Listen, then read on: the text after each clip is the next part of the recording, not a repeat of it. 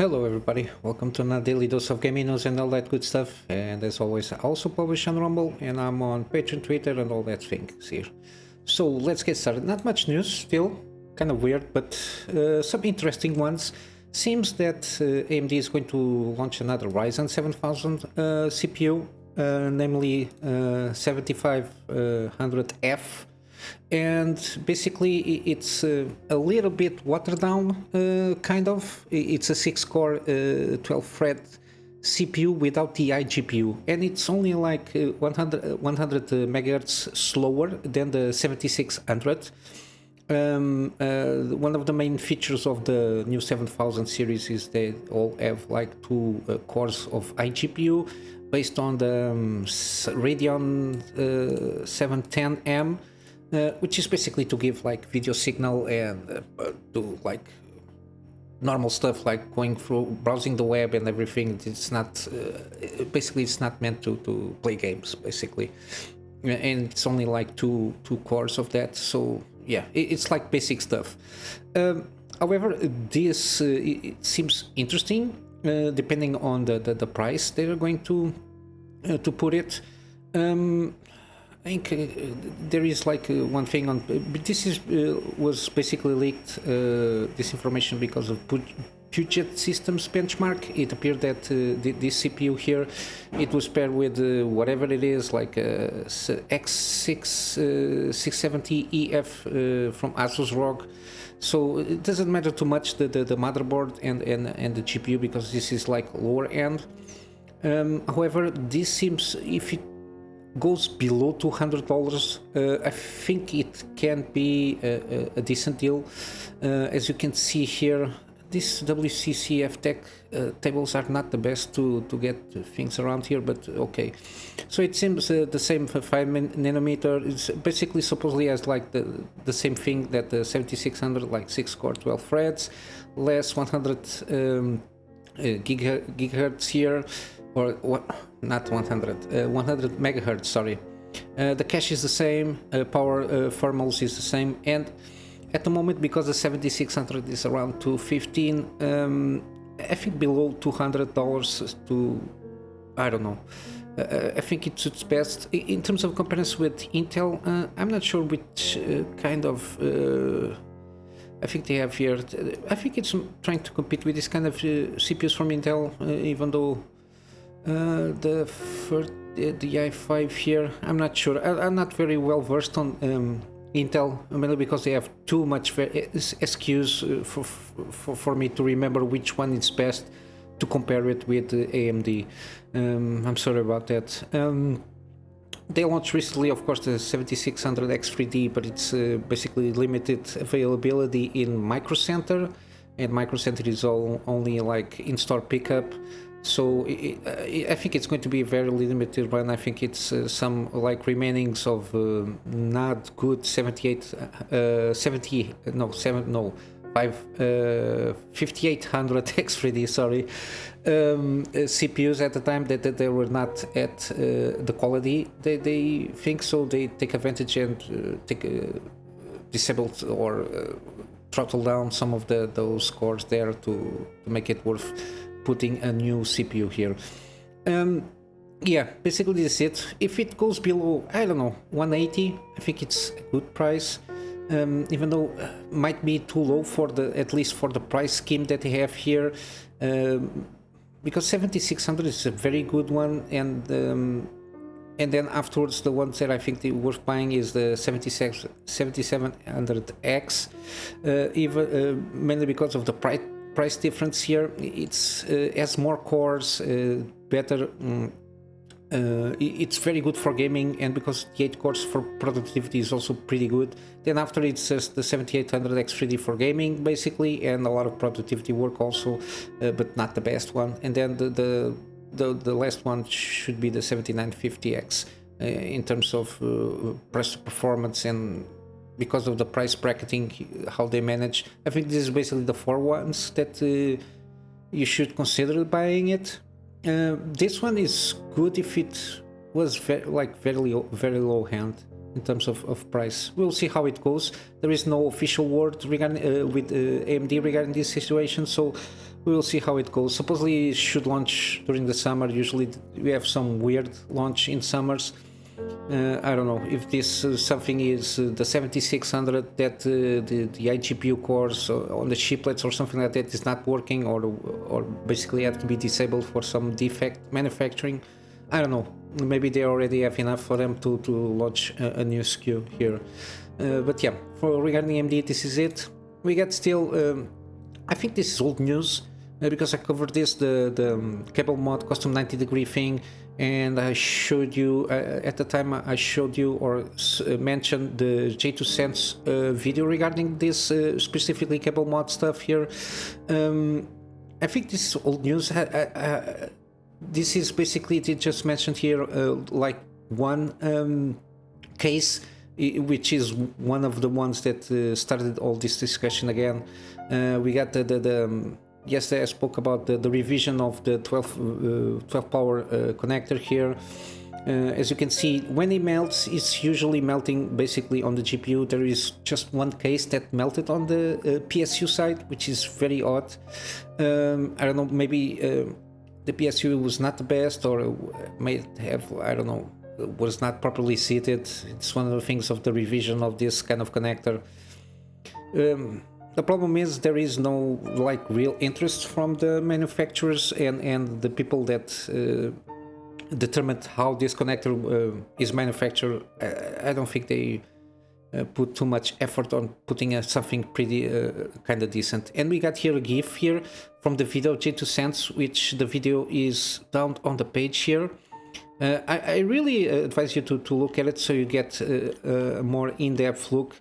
But as you can see, it's not seated. The connector is on spec, and this happens with all cables.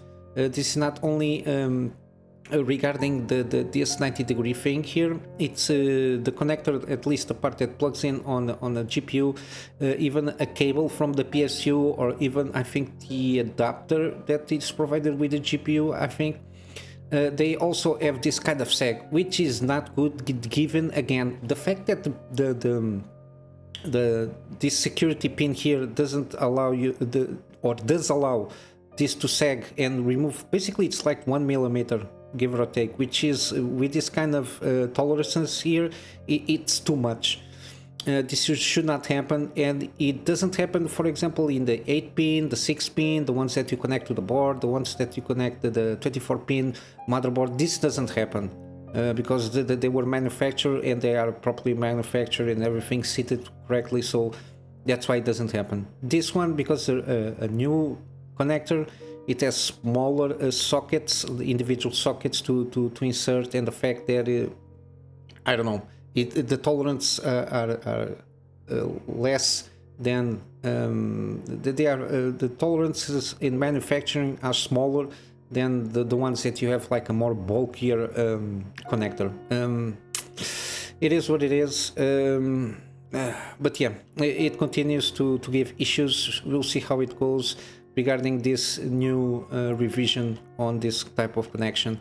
That's one of the reasons I really don't advise you, at least the 4090. It's the one that's giving you problems because of the demand of consuming the power. It demands too much power, and it borderlines the limit of the conjunction of 600 watts peak, plus the fact that this doesn't sit properly on the GPU, and regarding being a CableMod or whatever it is, it doesn't sit properly here, even though it's on spec. So yeah, we'll have to wait and see. I can recommend the 4080 if you want. Doesn't need the 600 watt from this part of the power supply. But yeah, it is what it is. We'll have to wait and see. We cannot solve by ourselves. These guys have to put their shit together and resolve this situation. And some gaming news here. Not much happening. I don't know why. We got Anime Expo, but nothing worth mentioning here. I think this is from Anime Expo. I'm not sure because it's a Japanese developer. Team Ninja, the game Rise of the Ronin, supposedly will combine like between Assassin's Creed and Dark Souls fighting mechanics. Basically, it basically that description goes about everything. Supposedly has some side quests, kind of Ubisoft style. I prefer if it were like the Witcher 3 kind of side quests, because they are more meaningful. How Witcher 3 goes about the quests, and how the world itself, how people interact with the Witcher and everything. I think it's way better done. Usually Ubisoft quests basically at this point in time is like fetch quests, so it's not well worth it. You just do it to get some resources, sometimes some armor or something like that, if that much. Supposedly some difficulty options, skills, technique trees, and romance options. But we shall see. They did pretty good with Neon series.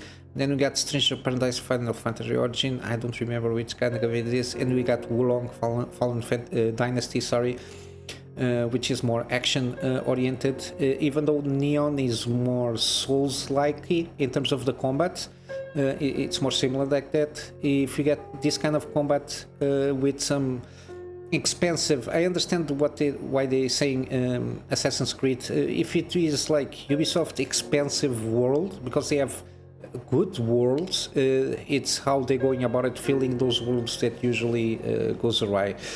But yeah, seems pretty good. Let's see how it goes. I will for sure continue to, this is basically a leak. I will continue following this one, and if you got any more news, I will let you know. And finally, because this is very short in terms of news, I will pass on now to gaming deals. And of course, we got Cyberpunk 50% off. Phantom Liberty is coming, I think in August. I'm sorry, I think it's in August. I'm not sure. Let's see if we got here. Come on. Yeah, I think it's in August, if not mistaken. But yeah, we got here a bundle, $55 with the game and the Phantom Liberty bundle. Interesting.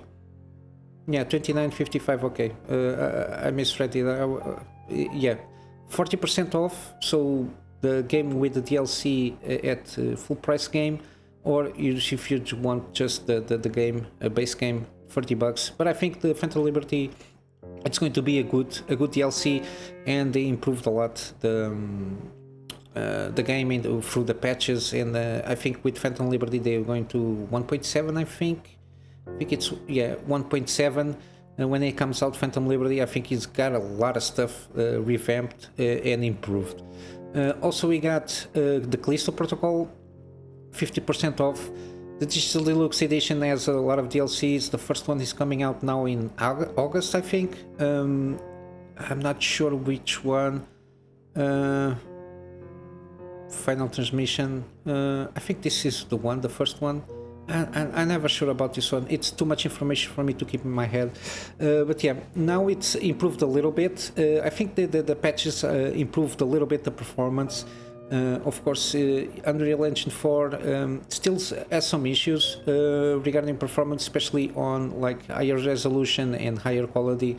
So yeah. But I think it's improved a lot, especially with the game modes that are being launching, and the new game plus, and now I think this first expansion will deal more with the story, so I think the game should improve. I don't know, because I didn't play the game yet. It's one of those that I want to play when I get my computer here. Also, we got Wasteland 2 Director's Cut, and also the Wasteland 3. This one I already have on my library because I was doing a gameplay series, then I just stopped it because I moved out of the country, so I was not able to continue. It's 75% off, so $10. This game is pretty good. I managed, before I did the series, I managed to play it like 2 or 3 times to try out different kind of outcomes and different squads at the time. It's pretty good, especially the Director's Cut.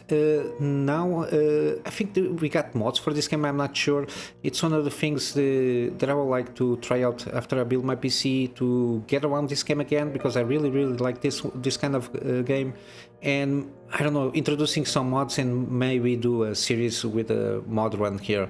And also we got Wasteland 3. We got several editions. I usually advise for the Colorado edition. 62% off, $20 give or take, and we got the expansions and DLC here.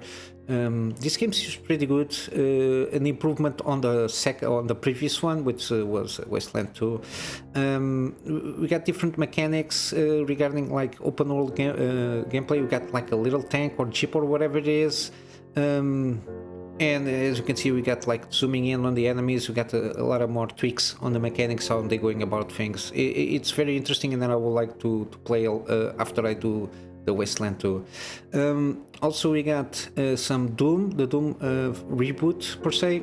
83% and Wolfenstein 2. Not a bad bundle here. But you got Doom and the franchise supposedly 70% off, but I'm going to do each one, so $5.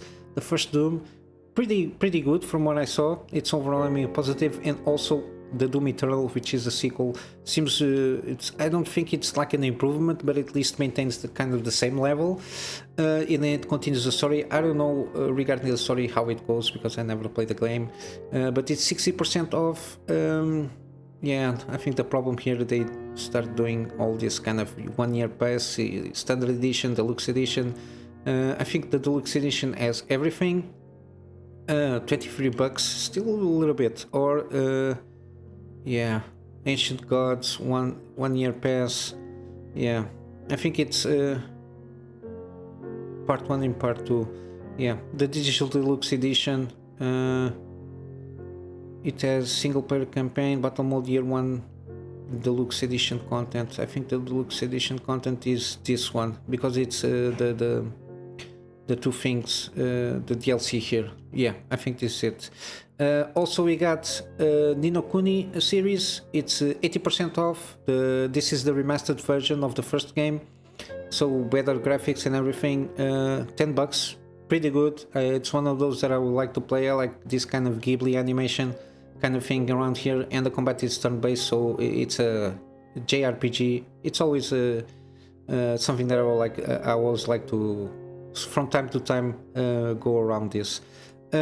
And after all, the Ni no Kuni 2 Revenant Kingdom, it's the sequel of the game, and 85% off. The Prince Edition, I'm not sure where it is. I think it's got more DLC here. $12, I think it's a good price here. Continuing, we got also Salt and Sanctuary, 2D platformer, kind of Metroidvania with Souls-like combat. Evolved. Instead of souls, we got the salt here. Yeah, in the old Roman times, salt was very expensive. It was like almost a currency on itself. I think this is why one of the reasons they managed to call it Salt and Sanctuary. I think there is a second one, Salt and Sanctuary. No, I think it was coming about the second one. I'm not sure, but it's 75% one, this one, so $5. I think it's a pretty good game. It's one of those that I'm also interested in trying out to see how it goes, and it always had good reviews. And lastly, we got Battletech. It's like a mech game with turn-based tactics, strategy. I think this is kind of isometric view. I watched some gameplay from Christopher Odd. I always follow him on these kind of games. He plays a lot these kind of games, XCOM style games, the roguelikes games. He has kind of the same taste as me, and this seems pretty interesting. The mech stuff, I think it's mission based, I'm not sure, but he has a lot of story and seems very intricate how they're going about it, in terms of the mechanics with the mechs, the upgrades, sorry, and how you need to pay attention with your loadouts and everything. You got, as you can see, like load mechanics, and you have to pay attention because sometimes some missions, it seems that you have to be more specific and try to figure out how to go about it. And yeah, it's 75% off, $10, or if you want the digital deluxe edition, $17. I think it has like the season pass bundle, mercenary collection also. Yeah, you got more stuff. I think it's more mechs for you to add on your gameplay, and more content, of course. But yeah, basically this is it for gaming news. As you can see, there is a trend of newer games a lot of stuff it's based around season pass bundles. The older games, as you can see, usually just launch the game and you play it and that's it. But yeah, not enough rambling. I'm going to wrap up here with my, if you please load the site, my GoGetFundMe for me to upgrade my PC to get better and more content for my private clients, and start doing some video stuff for them, and of course in my free spare time doing the daily videos with better quality, doing some scripted content to get in some deep dives that I like to talk about, resume my gameplay series, and probably doing also some live streams after that. And with all that said, guys, I hope you have a wonderful day, and I will see you in the next one. Till then, Kunamy Master out.